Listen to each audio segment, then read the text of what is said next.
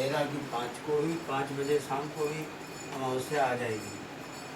तब से स्टार्ट हो जाएगा। तो उसी में स्टार्ट में स्नान मिल जाए और रात ही को हम वापस हो जाए, क्या कर सकते हैं। तो रात में वापस होना चाहिए। लेकिन वो वहाँ से भीतर से निकलने देंगे कि नहीं, हाँ वो रात में दिक्कत है, दिक्कत है।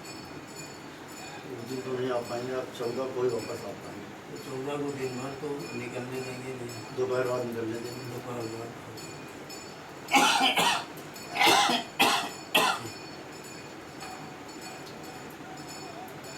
कल देखो उनका नंबर ढूंढते हैं मोबाइल में, और वहाँ से फिर आएंगे इधर वाया दिल्ली, सोनीपत हो। अच्छा सोनीपत में एक फैक्ट्री देखा है। हरिद्वार से आप आएंगे दिल्ली, सोनीपत सोनीपत सीधा जाएंगे। तो जाएंगे सोनीपत, रास्ता तो वही है, पहले सोनीपत पड़ेगा बाद में दिल्ली आएगा। नहीं रास्ता उधर से भी है, अगर आप उधर से निकलोगे हरिद्वार साइड से सोनीपत का भी रास्ता है सीधा, और इधर से निकलेंगे तो गाजियाबाद दिल्ली होते हुए सोनीपत जाएंगे। सोनीपत हरियाणा में इधर से लंबा पड़ेगा, इधर से लंबा पड़ेगा। सोचते यही है कि 13 की यदि रात में निकलने को मिल जाए तो 5 बजे स्नान करके वापस आ जाए, क्योंकि पूजा पाठ वहाँ होना बहुत मुश्किल है। इसके लिए VIP व्यवस्था बनाया, लेकिन VIP में क्या ठिकाना, 15 किलोमीटर कहीं दे दिया। तो नहीं तो VIP तो दूर मिलेगा ही आपको। VIP तो वहाँ जहाँ घर की पौड़ी है और जो मेन वहाँ नहीं मिलेगा, वहाँ तो कभी बहुत नहीं। दूर मिलेगा। VIP जैसे मान लीजिए कि ये तो VIP डैम कोठी है, वो तो खाली वो मिलनी नहीं है, और जो VIP गेस्ट हाउस या जो कुछ भी होंगे वो सब तो इधर ही होंगे, इधर ही हो, दूर होंगे। हाँ। हर की पौड़ी के आसपास तो गाड़ी भी नहीं, किसी अधिकारियों की भी जो ऑन ड्यूटी हैं बस वही जा सकते, बाकी सब पैदल है। तो आप 13 को वहाँ से चल करके रात में फिर सोनीपत आ जाएंगे, सोनीपत आ जाएंगे सुबह तक। 14 को वहाँ से 12 बजे चलेंगे, रात को 12 बजे बाई रोड सब चलेंगे, बाई रोड है सब। बहुत गर्मी है, बहुत तकलीफ ज़्यादा हो जाएगी। गाड़ी कौन सी है? AC है, कौन सी गाड़ी है? गाड़ी का नाम नहीं मालूम भाई AC तो मारुति 800 हाँ, जन भी है, बड़ी गाड़ी अगर है है, बड़ी है। तो आरामदायक है। हाँ, अगर AC है तब तो क्वेलिस है, इनोवा है, या बड़ी वाली कार इनोवा है। तो नहीं है, ऐसी कोई हो, हाँ? बड़ी गाड़ी हो। हाँ तब तो ठीक है। बाबा का भी मचान लगा है वहाँ पे, बाबा का भी जगह है, हाँ बहुत साल लगता है हमेशा को मुझे। जाते होंगे लोग। वो जो देवरिया में उनके स्थान पे हैं श्याम नहीं, सुंदर दास, वृंदावन में तो है। वृंदावन वाले तो हैं वो, उनका अलग लगता है। देवरिया वालों का, लाल रोड वालों का अलग लगता उनका है, अलग है, जो मूल स्थान है वही मैल वाले हैं, मैल वाले। मैल वाले ही जाते हैं। वो गोकुलदास जी तो गोलोकवासी हो गए अच्छा, जो थे बाबा के वहाँ पे। अब वहाँ पे श्याम सुंदर दास जी को रखा है, रखा है, वो आचार्य वहाँ पे, और गुरुकुल भी वहाँ पे प्रारंभ कराया है सैजाकांत मिश्रा और सब लोगों ने मिलकर के, राजीव गुप्ता, हम लोगों ने मिलकर के। तो करीब 25-30 बच्चे हैं वहाँ पे, और श्याम सुंदर दास जी महाराज जी हैं, और मैल में मई में। जगह भी अच्छी है। हाँ जगह अच्छी है। अच्छा जब हम वहाँ पर एडीएम सिटी थे तो फिर हमने थोड़ा सा काम कराया था, हम सड़क बनवा दी थी, और राजीव गुप्ता बाबा के भक्त थे तो उन्होंने फिर गोबर गैस प्लांट और सड़क और पूरा बना दिया, सब बनवा दिया था। कच्ची सड़क सब पक्की हो गई थी, तब तक बाबा वहाँ से चल दिए। बाबा छोड़ के चल दिए वहाँ से, अपना वृंदावन आ गए।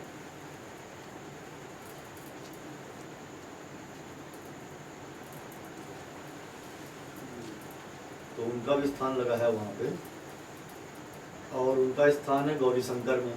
गौरी शंकर तो नजदीक पड़ेगा, गौरी शंकर चंडी देवी का जो पुल है इधर है, उसके नीचे धारा की तरफ। हाँ उसके नीचे उतरते हैं, सारे महात्माओं के कैंप वहीं दिए गए हैं। हाँ तो सब नील धारा में स्नान करें, पैर ही नहीं पहुँचना तो वहाँ नहीं हो पाएगा। अच्छा, और आपका रुकना मतलब किसी इस तरह के तंबू टेंट में वो ठीक नहीं है? नहीं वो देखिए वो दूसरी तरह की परंपरा है, दूसरी तरह उससे के। अच्छा तो ऋषिकेश चले जाए, सच्चा बाबा आश्रम में। हाँ वही मैं कह रहा वहाँ हूँ फिर भी ठीक है। वहाँ पे भी ठीक है।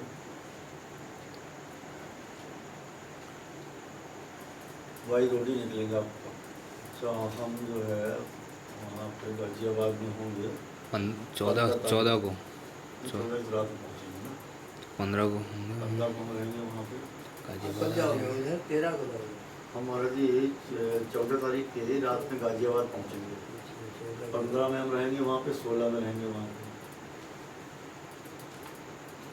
तो हम तो चाहते थे कि अगर आप 14 को हरिद्वार से लौटे नहा धो करके, 15 गाजियाबाद से होकर गाजियाबाद रहिए अब बाबा के मचान पे। आप 16 को लौटेंगे? हम 16 को 16 को लौटेंगे। आपके साथ में शताब्दी से आ जाएं। वहाँ से लौटेंगे तो 15 को ही लौटेंगे, क्योंकि हाँ यहाँ कार्य होगा कोई। हाँ 14 को तो 13 को रात को नहीं निकल पाए तो 14 को निकलेंगे। ठीक है। पहले तो सोनीपत रुकेंगे, एक पूजा वहाँ करके स्नान करके हाँ, और उनको देखो करके उस फैक्ट्री को निर्देशन देना है क्या है, हाँ। तो उसके बाद निकल कर तो सीधे आएंगे। यहाँ कब पहुँचना है दुकान पे? हाँ कब पहुँचना है यहाँ? यहाँ हम 15 की रात में आ जाएँ अच्छा, शाम तक, तो अगर 16 के दिन तक आ जाएँ। और नहीं हुआ तो 16 को आ जाएंगे। 16 को दिन में 11-12 बजे तक। 15 को आप वहाँ आ जाइए गाजियाबाद, हम आपको बुला लेते हैं सोनीपत से। नंबर तो यही रहेगा। नंबर यही रहेगा, हम आपका नंबर अभी ले लेंगे अपने से। हमारा आपके पास नंबर है ना? है नंबर है। है हमारे पास। इसमें जो लिखा वो वही। ये नंबर हमारे पास यही रहेगा। हाँ, तो ये है कि आप जहाँ होंगे हम वहाँ सोनीपत गाड़ी भेज देंगे अपनी, और फिर हमारे साथ आप लौट आइए 16 तारीख को शताब्दी से। बहुत बढ़िया ट्रेन सुबह 6 बजे चलती है, 11 बजे कानपुर हाजिर। देखेंगे जैसा भी होगा। जैसा भी आपका आदेश होगा उसमें हम मतलब 15-16 को रहेंगे वहाँ पे। हम तो चाहेंगे कि आपके चरण पड़े वहाँ पे बाबा के स्थान पे। चलिए कुछ न कुछ तो होगा, आपकी कृपा होगी। अपनी बात करते हैं कि बात करते हैं। वासुदेवाय वरदे परमात्मने तत्क्लेशनाशाय गोविन्दाय नमो धर्माय माते नमस्ते परमात्मने गुरून् आराध्य देवान् रक्षे धर्मान् सनातनान् यस्य शाखा प्रशाखाश्च धर्मणि लोके अनेकशः यन्मूलं सर्वधर्माणां वन्दे धर्मं सनातनम्।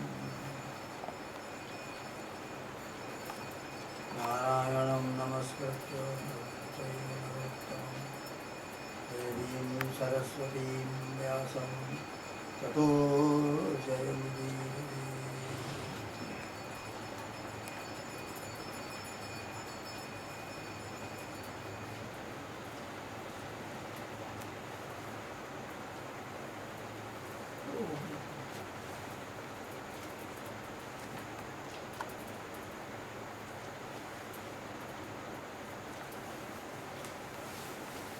सुखदेव जी का ही प्रसंग चल रहा है।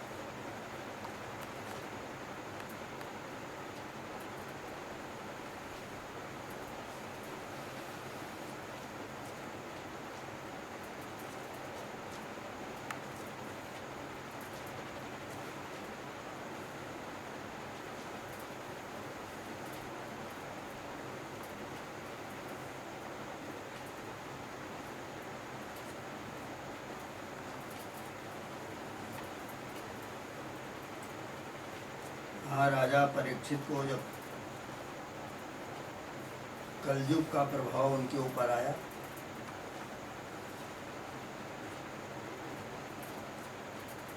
किसी दिन शिकार से लौट रहे थे तो रास्ते में देखा कि एक शूद्र लंगड़ी गाय है, एक पैर से चल रही है टेक टेक करके, एक बैल है साथ। वो शूद्र जो है उसको पैरों से मारता हुआ घसीट रहा था। राजा को अच्छा नहीं लगा, उन्होंने अभी तेरा वध करेंगे। उसने कहा महाराज हम कलयुग हैं, सब युगों को ब्रह्मा जी ने बनाया है, अब हमारा राज्य है, हम आए हैं आपके इसमें। उन्होंने कहा तेरे को अभी ख़त्म करते हैं। बहुत देर गिराने लगा, सबका समय है, हमारा भी समय है, हमारे ऊपर आप दया करें और जहाँ बता दें वहाँ पर हम आपके यहाँ रहेंगे राज्य में। परीक्षित को बताना पड़ा, वेश्यालय में, जुआड़ खाने में, शराब पीने के स्थल पर, लड़ाई झगड़ा जहाँ हो रहा हो, स्त्रियों में, सुवर्ण में तुम निवास करो। राजा सिर में जो मुकुट पहने हुए थे वो भी सोना था, कलयुग उस सोने में सवार था। ये वन से लौट रहे थे, रास्ते में एक महात्मा का आश्रम मिला, ये आश्रम चले गए। वो ध्यान मग्न थे, वो बड़ी देर तक खड़े रहे, देखा न कोई आसन देने वाला मिलता, कोई बैठने के लिए भी नहीं कहता। वो बहुत खराब लगा, अपमानित से हो करके लौट पड़े। रास्ते में देखा एक मरा सर्प पड़ा हुआ है, उनका इस महात्मा के गले में डाल दो। कलयुग था, सोने के मुकुट में बैठा हुआ, उसने वो बुद्धि दे दी, सर्प को उठाकर गले में डाल दिया। उसका बालक जो है वो गंगा जी के किनारे खेल रहा था, श्रृंगी ऋषि। लड़कों ने बताया कि तुम्हारे पिता के गले में मरा एक सर्प पड़ा हुआ है।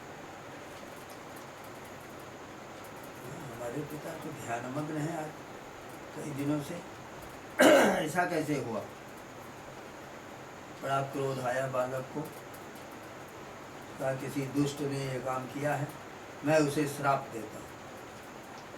गंगा जी में खड़े होकर उसने जल लेकर के श्राप दिया, हमारे पिता के गले में जिसने सर्प मरा हुआ डाला है, वो आज से 7वें दिन उसको तक्षक नाग दसेगा तो उसकी मृत्यु।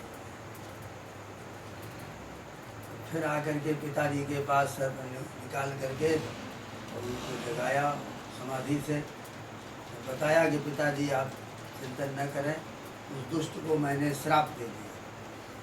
पिताजी ने कहा बेटा श्राप दिया तुमने तो बड़ा गलत किया। जिसके राज्य में हम लोग स्वतंत्र रहते थे, जंगल में फल फूल गौएँ उपलब्ध होती थी, आज से धर्म का राज्य चला गया, बड़ा गलत, बड़े दुखी हो गए।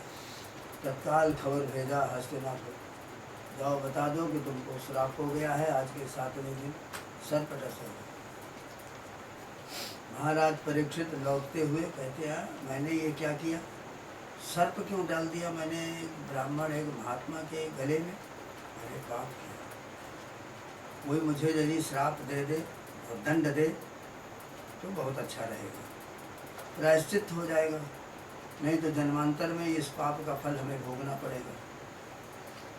इतने में समाचार आ गया, वे उठे बहुत जल्दी, 5 वर्ष के बालक जन्मेजय तो तिलक कर दिया। मंत्री से कहा तुम सब देखो सब जगह का, हम त्याग करके जा रहे हैं। और उसी समय लंगोटी लगा करके सुकताल पहुँच गए। सुकताल में बैठे हुए थे, इतने में ऋषि मुनि आने लग गए। 88,000 ऋषि मुनि आ गए। अत्रि मुनि चित्रकूट से गए, वशिष्ठ जी गए, च्यवनश्च गौतमः, अत्रिर्वशिष्ठो च्यवनश्च गौतमः। इसी तरह से परशुराम, दत्तगुरु, वशिष्ठ सब आ गए। सब लोग विचार कर रहे हैं कि आज से धर्म का राज्य समाप्त है और घोर कलयुग अब प्रारंभ होने वाला है, आ गया। इस हम लोगों का कर्तव्य है कि इसके राज्य में हम लोग सुखी स्वच्छंद भजन करते रहे हैं। आत्मचिंतन, परमात्मा चिंतन, ब्रह्म चिंतन, व्यवहार चिंतन, राजनीति का चिंतन, समाज का चिंतन, ये सब बैठ करके जंगल में किया करते थे। तो इस राजा के लिए वह रास्ता दें जिससे इसकी मुक्ति हो जाए। सर्प काटे हुए को 1000 वर्ष तक प्रेत रहना पड़ता है, प्रेत बन करके। कुछ लोग आपस में कह रहे थे कि नहीं, गायत्री पुरस्करण कराया जाए, उससे राजा की मुक्ति होगी। दूसरे लोग कह रहे थे कि नहीं, कृच्छ चांद्रायण किया जाए, 7 दिन का टाइम है, 7वें दिन का कृच्छ चांद्रायण होता है, उससे पाप मुक्ति हो जाती। ऐसे ही एक आपस में बैठे हुए सब ऋषि मुनि परस्पर अपना अपना विचार व्यक्त कर रहे थे। उसी बीच में सुखदेव जी बड़े लंबे डग भरते हुए, लंबे लंबे पैर रखते हुए भागते चले आ रहे हैं और 3 लड़के उनके पीछे गोबर मिट्टी उनकी देह में मार रहे थे। पैरों में हजारों कांटे लगे हुए थे, खून बह रहा था। अलक्षलिंगो निजलाभतुष्टो वृतस्त्रिवालैरवधूतवेशः। जो अलक्ष्य चिन्ह है, जिनका पता नहीं है कि पागल है कि ब्रह्मचारी है कि गृहस्थ है कि सन्यासी है, मूर्ख है, किस प्रकार का है, ये ज्ञात नहीं होता देखने पर। अलक्ष्य लिंग, निज लाभ तुष्ट, आत्मज्ञान होने से ही आत्मा में लगे हुए हैं, चिंतन कर रहे हैं उस तत्व का। उनको बाहर जगत का कोई भान नहीं हो रहा, भागते चले जा रहे हैं। और 2 कुत्ते भी उनके पीछे उल्हाए हुए थे, जो वो भी भौं भौं कर रहे थे। और वो 2-3 त्रिबालई, 3 बालक थे, वो कुत्तों को लेकर उनके ऊपर लगे थे कि पागल है पागल है। तो अलक्षलिंगो निजलाभतुष्टो वृतस्त्रिबालैरवधूतवेशः तत्रा जजौ 16 वार्षिको सुकः। सुखदेव जी की अवस्था 16 वर्ष की थी। वहाँ पर गए। तत्रा जजौ 16 वार्षिको सुकः प्रेम्णा पठन् भागवतं शनैः शनैः। हमारे प्रेम की धीरे धीरे श्रीमद् भागवत का पाठ करते हुए चले जाए। तस्मिन् सदस्या सहसूरु तेजसा। सब लोगों ने देखा ये कौन महान त्यागी आ गया। और व्यास जी भी थे, सभी हाथ जोड़े उनको खड़े हुए।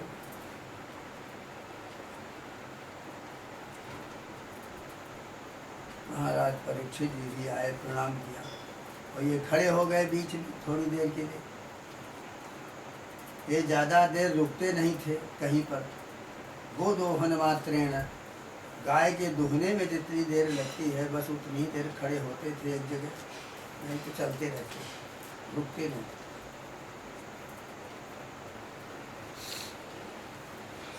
पूछा सबसे क्या है।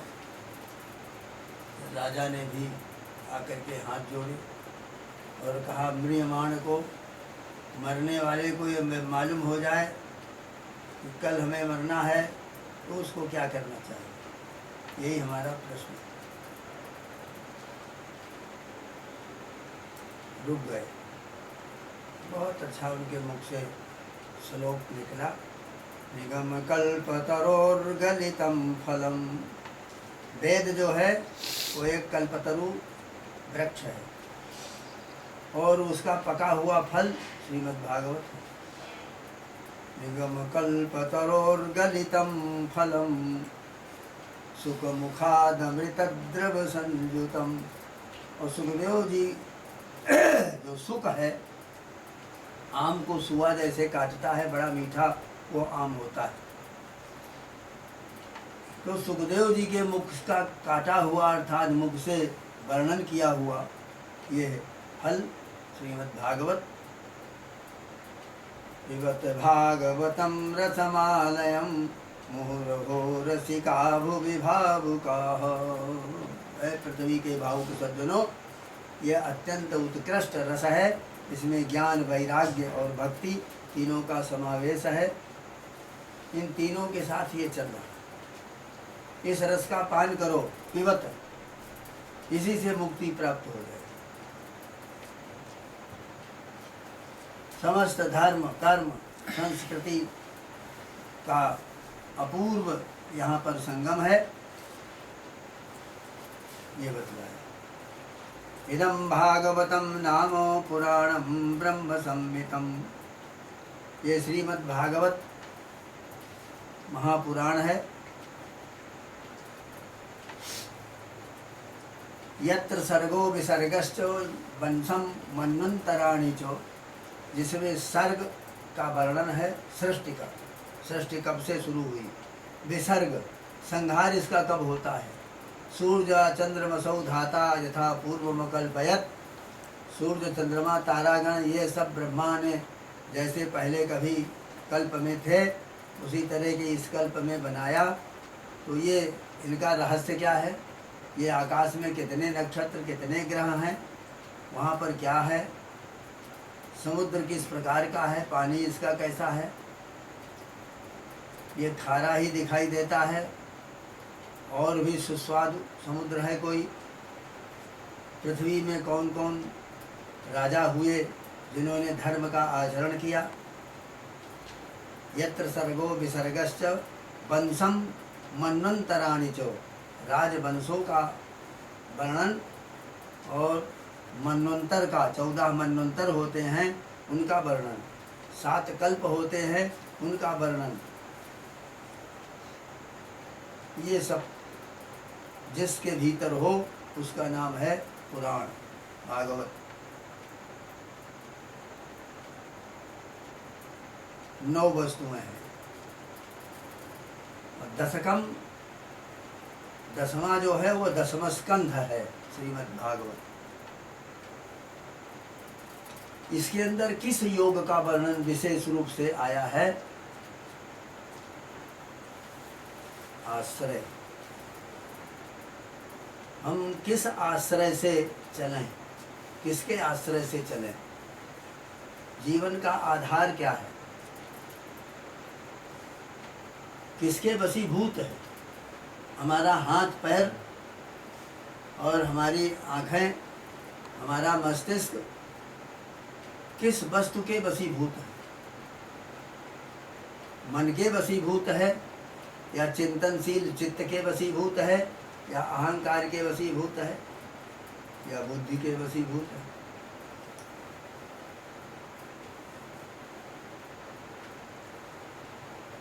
यह योगज सृष्टि संसार में जो है योगों के द्वारा उत्पन्न होने वाली सृष्टि, इसका शुभारंभ कब हुआ, कैसे हुआ, वो अनंत कोटि ब्रह्मांड नायक परम पिता परमात्मा किस प्रकार से धरा पर आए और उनका मत्स्यावतार, कच्छपावतार, वाराह अवतार, नरसिंहावतार इत्यादि जो अवतार हुए 10, वो किस प्रकार हुए, क्यों हुए,